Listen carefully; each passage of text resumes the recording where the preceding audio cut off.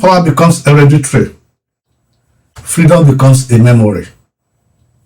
For no nation can breathe through the lungs of a single family.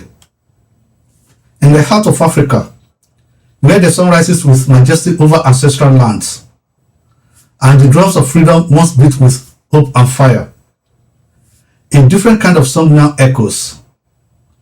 A song of power that refuses to fade. A melody of authority that never changes ends. A system where power does not move, it settles. This is not just politics, it is a pattern, a structure, a condition. This is the Dynasty Syndrome, a disease of power and addiction to control. A cause that echoes across generations of African leadership.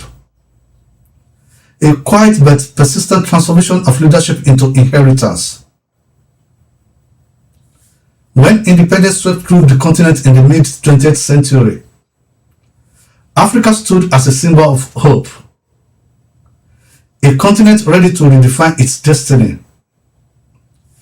Visionaries like Kwame Nkrumah, Jomo Kenyatta, Julius Nyerere, Patrice Lumumba, and Modibo Keita preached the gospel of freedom and unity, dignity and self-determination.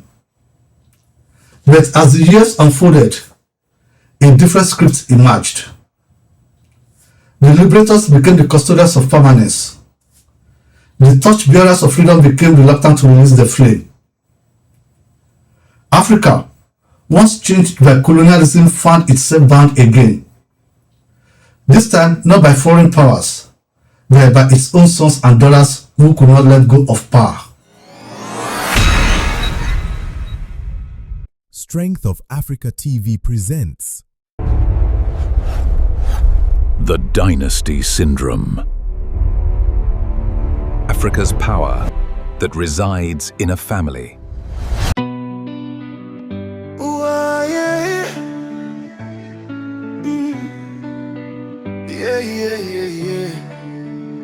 From drums of freedom to a silence bought and sold, where crowns don't fall, they're passed in lines of gold.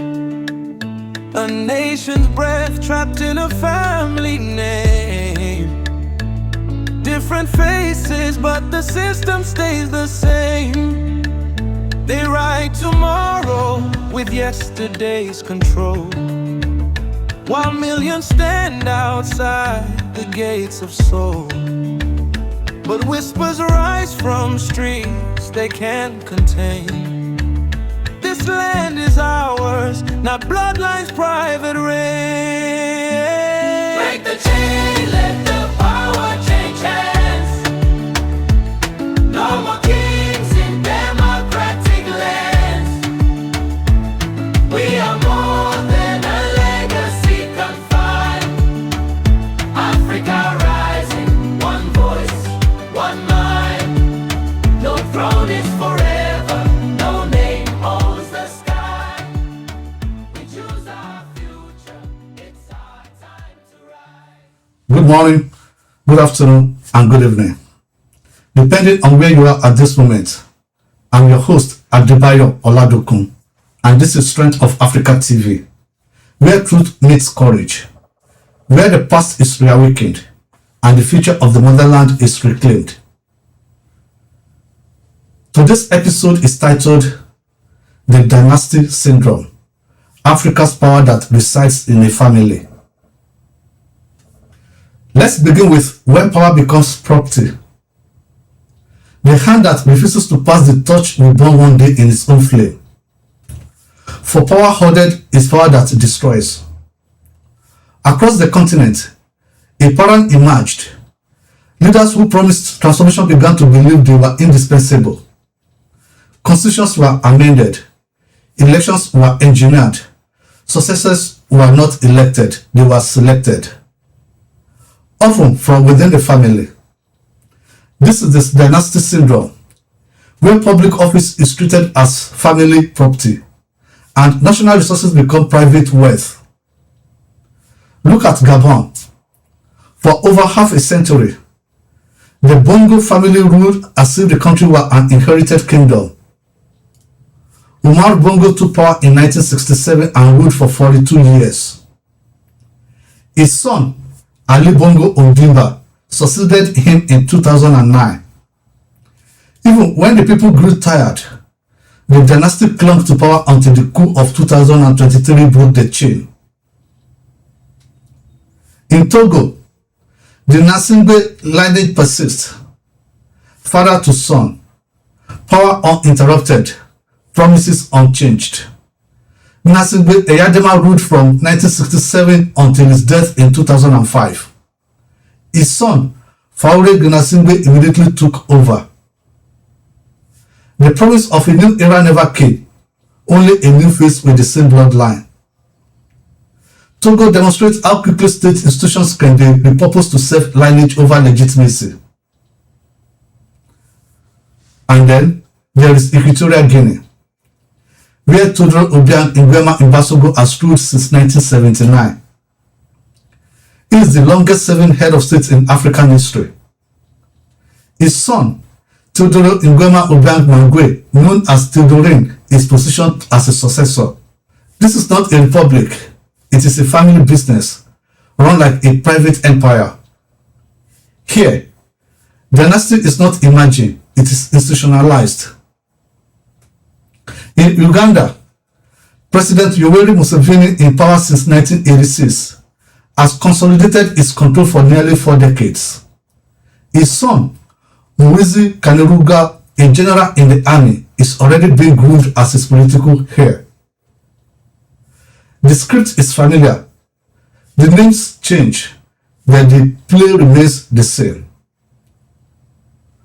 While no formal succession has been declared, the signals are unmistakable. Uganda reflects a modern evolution of dynasty, less abrupt, more gradual, but equally consequential. Even in states that claim democratic identity, dynastic echoes remain. In the Democratic Republic of Congo, Joseph Kabila inherited power from his assassinated father, Laurent Kabila. For years, he ruled with a silent iron hand, while the people waited for change that never came. What makes these countries instructive is not just longevity, but normalization. A generation grew up knowing only one family in power. That's the essence of dynasty, not just control, but conditioning. The Dynasty Syndrome is not limited by region or language. It exists in the Francophone West, the Anglophone East, and the Lusophone South. It is a disease that has penetrated the very soul of African politics, where power is ordered, not handed over. True greatness is not measured by how long one rules, but by how peacefully one lives. For the leader who cannot create successors has already failed. This is not governance, it is generational control. Let's examine the system behind this structure.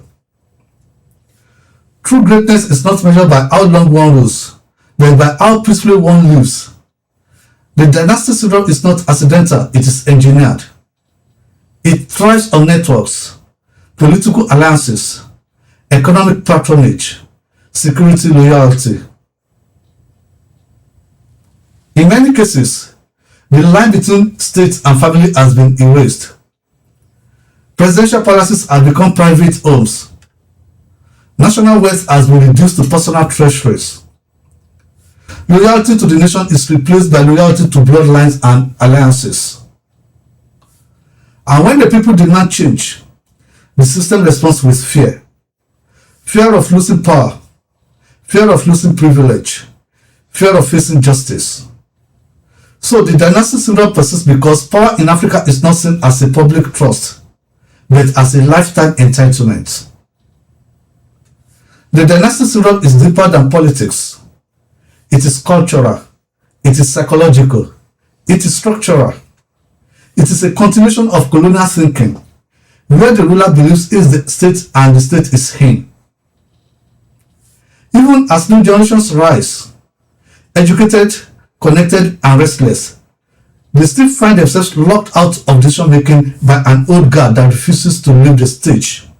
but bring his family members on stage. From Cameroon's Paul Biya, who has ruled since 1982, to the lingering influence of old political families in Angola, Kenya, and Nigeria, the pattern is clear. Africa is trapped in a cycle where change is promised, but power is never truly transferred. The day Africa learns that leadership is service, not succession, will be the day she rises beyond dynasties and into a destiny. Let's look into the global dimension, power protected from outside. At the core of Africa's struggle lies a difficult truth, a dual captivity. On one side, African leaders who refuse to leave power. On the other, foreign powers who refuse to let them fall. Because continuity often benefits global interest. Stable access to resources, predictable political alliances, controlled economic environments. This unholy alliance has kept Africa locked in a cycle of continuity without change. The same names, the same faces, the same promises, just different decades. In countries like Chad, the Dynasty Syndrome was made clear in 2021. When President Idriss Deby died on the battlefield, his son, Muhammad Idriss Deby, was installed by the military within hours. No election, no consultation. Just a seamless transfer from father to son. Blessed by foreign powers in the name of security and stability. The justification was stability. The reality was continuity. This is a bitter truth. In fragile states, dynastic transfer can be framed as necessity and accepted internationally under the language of security. And this is the truth that Africans must confront. Many of these dynasties are protected not just by local elites, but by global interests that benefit from a system that never changes. In Equatorial Guinea, the obscene wealth of the presidential family is built on oil revenues that flow straight into private accounts, while foreign companies enjoy cheap access to Africa's natural riches. In Congo-Brazzaville, Denis Sassou Nguesso has ruled for nearly 4 decades. His family members occupy key positions in business and politics. The country's oil and timber wealth is concentrated in the hands of a few, while the people live in poverty. In Cameroon, Paul Biya, who has ruled since 1982, spends months abroad while his inner circle runs the country. Cameroon represents a subtler form of dynasty, one that operates through influence, proximity, and preparation rather than declaration. His son, Frank Biya, is reportedly being groomed as his successor. Nigeria represents a different but equally powerful variant of the Dynasty Syndrome. Not always by blood, but by network. Political godfathers shape outcomes behind the scenes, installing, sustaining, and sometimes removing leaders. The same story is repeated from state to state, government to government. A culture of entitlement and control that defies the very essence of democracy. The Dynasty Syndrome is not just about bloodlines, it's about networks of patronage, corruption, and control. When a leader stays too long, he builds an ecosystem of dependence. Ministers, businessmen, religious figures, and security chiefs all tie their fate to his continued rule and family's network. So even when the leader ages or weakens, the system refuses to let him go, because its departure will expose the secrets, the deeds, and the illicit wealth that hold the network together. In that sense, the Dynasty Syndrome is less about one man and more about the system it creates. A system where survival depends on loyalty, not merit.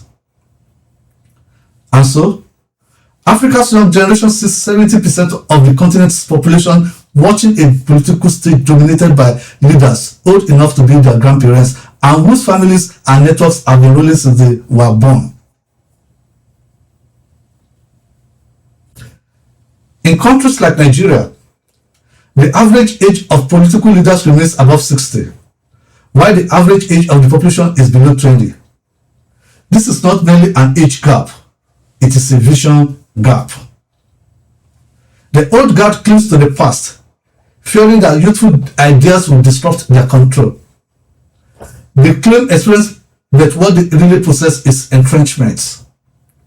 The young, frustrated and unemployed see politics as a closed door. And this is how the Dynasty Syndrome sustains itself, by excluding the very people who could break it. Let's examine resistance, revolts, and the pressure cooker. The Dynasty Syndrome does not eliminate change, it delays it. But the Africa of today is different. The internet, social media, and diaspora networks have broken the walls of silence. People are talking. People are comparing. People are asking, why does power never change hands? In Sudan, it was people power that toppled Omar al-Bashir after 30 years of rule. In Algeria, mass protests forced Abdelaziz Bouteflika to resign after 2 decades in power. In Senegal, the youth movement known as Enough is Enough challenged the president by this attempt to extend his term in office. These movements show that Africa's consciousness is awakening, but the Dynasty Syndrome is resilient, it mutates. When people demand change, leaders create cosmetic reforms. They call for dialogue, appoint commissions, restructure cabinets, yet keep the core of power in the same hands, the family or the network. And when that fails, they turn to force. In many countries, security forces exist not to protect the citizens, but to protect the regime. Protests are met with bullets. Opposition leaders face arrest. Journalists disappear. This is how fear is used as a political tool. The message is simple. Power is not to be challenged. Yet, the more they try to suppress the people, the more the pressure builds. The Dynasty Syndrome creates political pressure cookers across the continent. Systems that look stable on the surface but are boiling underneath. Eventually, the lid blows off. And when it does, the explosion is really peaceful. This is why Africa sees cycles of coups, revolts, and revolutions. They are not bursts of chaos. They are reactions to a system that refuses evolution. Look at Burkina Faso, Mali, and Niger. Each coup came from a generation that had lost faith in political change through ballots. When institutions fail, people turn to extremes. Let's look at how to break the cycle. Real change cannot come from personalities. It must come from structures. True change must come from building systems that make dynasties impossible. Strong institutions, independent judiciaries, free media, transparent elections, and term limits that cannot be tampered with. The systems built to preserve power rarely dismantle themselves. They must be challenged strategically, persistently, and collectively, by a citizenry that refuses to be silent. Across Africa, a new political consciousness is emerging. Young people are organizing not just in the streets, but in communities, universities, and digital spaces. Ideas spreading faster than control mechanisms can contain them. The question is no longer whispered, it is spoken aloud. What gives one family the right to rule a nation indefinitely? They are demanding a new social contract, one that restores the power of the people. The question echoes across the continent. Why do some leaders see themselves as immoral? Why do they believe that no one else can lead? Why do they build palaces instead of institutions? Why do they cling to power even when their people starve? Even when their legacies crumble under the weight of their own vanity? The answer is complex. A mix of fear, greed, and insecurity. fear of vengeance for their misdeeds, greed for wealth that has no end, and insecurity, that terrible belief that without power they are nothing. Then there is a new whisper moving through the land. A new generation that is not asking for power, it is claiming it. Not through guns, but through ideas. Not through bloodlines, but through bravery. Not through family names, but through service and merit. The Dynasty Syndrome will not break easily, but it can be broken. When the people refuse to worship their leaders, when civic education outweighs personal loyalty, when Africans begin to see themselves as citizens, not subjects, the fall of dynasties begins with a question asked loudly and collectively. What makes your blood more sacred than mine? And when that question is asked enough, something shifts, something awakens, the spell breaks. A new generation is not waiting for permission. It is redefining participation, not through violence but through vision, not through inheritance but through competence, not through lineage but through legitimacy. We have seen it before. In Ghana, where Jerry Rawlings handed over peacefully. In Liberia, where Ellen Johnson's lips did not show that power could transition without bloodshed. In Senegal, where people rejected constitutional manipulation meant to extend terms. In Zambia, where a determined populace voted out incumbency and celebrated a peaceful transfer. These are no exceptions, they are proofs. These moments are the antidotes to the Dynasty Syndrome. Africa does not lack leaders. It lacks rotation, it lacks release, it lacks the courage to let go. Power is not meant to be immortal. It is meant to be stewarded, shared, handed over, and renewed. Because a tree that never sheds its leaves will eventually suffocate itself. And a nation that never changes its leaders will eventually lose its soul. So as this story closes, a question remains, not for leaders, but for the people. Will Africa remain a continent of inherited power or rise as a continent of earned leadership? The continent of sunrise and sandstorm, of empire and emergence. It is time to reflect. Look at your map. Look at your past.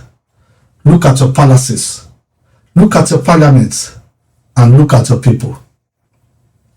The future will not be written by the sons and daughters of presidents or network leaders. It will be written by the children of ordinary Africans who dare to dream. The era of bloodline leadership is dying, but only if we let it die. The age of accountability is rising, but only if we demand it. The Dynasty Syndrome is a warning. It is Africa's mirror showing us what we have become and what we must never accept again. Dynasties can fall, but ideas live forever.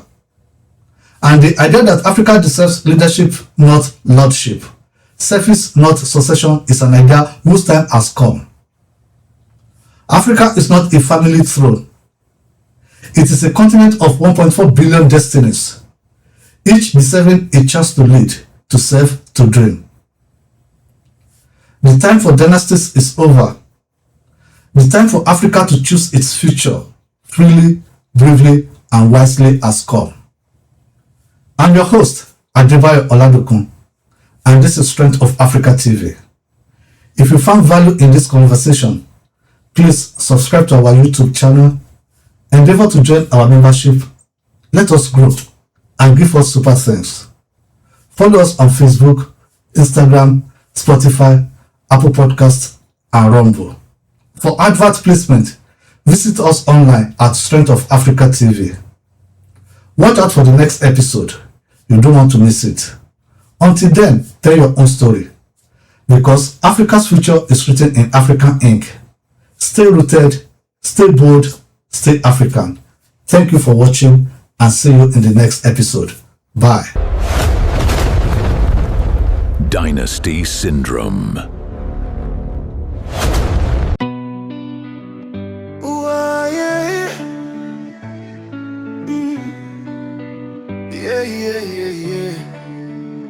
From drums of freedom to a silence bought and sold, where crowns don't fall, they're passed in lines of gold. A nation's breath trapped in a family name. Different faces, but the system stays the same. They write tomorrow with yesterday's control, while millions stand outside the gates of soul. But whispers rise from streets they can't contain. This land is ours, not bloodline's private reign. Break the chain, let the power change hands. No more kings in democratic lands. We are more than a legacy confined. Africa rising, one voice, one mind. No throne is forever, no name holds the sky. We choose our future, it's our time to rise. From drums of freedom to a silence bought and sold, where crowns don't fall, they're passed in lines of gold. A nation's breath trapped in a family name. Different faces, but the system stays the same. They write tomorrow with yesterday's control, while millions stand outside the gates of soul. But whispers rise from streets they can't contain. This land is ours, not bloodline's private reign.